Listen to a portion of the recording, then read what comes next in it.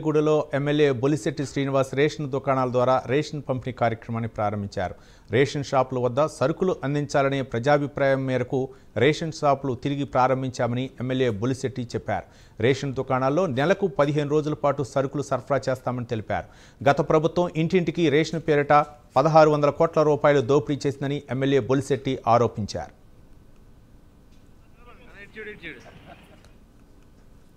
చంద్రబాబు నాయుడు గారు ఆశయంతో ఏదైతే దివాళా కోరు ఉన్నాయో కార్పొరేషన్స్ అన్ని కూడా సరి చేసుకునే భాగంగా ఇవాళ రాష్ట్ర వ్యాప్తంగా 29,760 షాపుల్ని ఫేర్వెల్ షాపుల్ని అన్ని కూడా తిరిగి ఓపెన్ చేయడం జరిగింది. ప్రజలు ఈ అవకాశాన్ని సద్వినియోగం చేసుకోవాల్సిందిగా నేను కోరుకుంటూ మరి ఏంటంటే ఈ రోజు గత ప్రభుత్వంలో ఏదో ఒక వీధి చివర ఒక రేషన్ వ్యాన్ పెట్టి దాని ద్వారా వీధిలో ఉన్న వాళ్ళందరినీ నిలబడమని చెప్పి గంటల తరబడి నిలబెట్టిన సందర్భం చూసి ప్రజలందరూ కూడా మాకు కూడా వినవడం జరిగింది. అయ్యా మేము 2 రోజులు వెళ్ళకపోతే ఆ రేషన్ పోతా ఉంది కాబట్టి మాకు షాపుల్లో అయితే బాగుంటుందని ప్రజా నిర్ణయం మేరకు ఈ నిర్ణయం తీసుకోవడం జరిగింది. 40,000 కోట్ల రూపాయలు సివిల్ సప్లైస్ కార్పొరేషన్ అప్పు తెచ్చి మరి దాన్ని దివాళా కోర్ కార్పొరేషన్ గా చేసినటువంటి గత ప్రభుత్వానికి ఈ రోజు ఈ ప్రభుత్వం ఛాలెంజ్ గా తీసుకుని మొదటి రోజు నుంచి కూడా సివిల్ సప్లైస్ కార్పొరేషన్ అనేక మార్పులు చేశాం. రైతుకి పూర్తిగా నమ్మకం లేని పరిస్థితులు ఆ రోజుల్లో ఉంటే ఇవాళ రైతు ధాన్యం తోలు 48 గంటలలోపు డబ్బులు వేసిన ప్రభుత్వం ఈ ఘనత ఈ చంద్రబాబు నాయుడు గారి ప్రభుత్వాన్ని కూటమి ప్రభుత్వం దక్కుతుందని నేను తెలియజేస్తా ఉన్నా.